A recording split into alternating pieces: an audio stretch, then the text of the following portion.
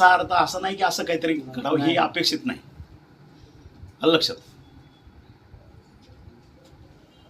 हे मान्यच नाही. म्हणजे हे खरं तर मी हात जोडून विनंती करतो सगळ्या समाजाला, मराठ्याला किंवा सगळ्या कुठले मग धनगर बांधव असतील, मराठा बांधव असतील, ओबीसी बांधव असतील, हे अशा पद्धतीचा इतका टोकाचा संघर्ष नका करू. स्वतःच्या कुटुंबावर बेतल असं काय करू नका. होईल शासन निर्णय काय होतील, काय घडायचं ते घडल, पण जीवन संपून त्याचा उपयोग काय? मग कोणासाठी करताय तुम्ही हे सगळं? उपयोग नाही. कुटुंबाची मी असं वाऱ्यावर सोडणार नाही. माझ्या पद्धतीनं जेवढं झेपल तेवढं मी त्यांना सहकार्य करीन. सगळं आयुष्यभर त्यांचं रांकेला लागेपर्यंत माझी मदत आहेच. ती काय अडचणी येऊ देणार नाही कोणाला.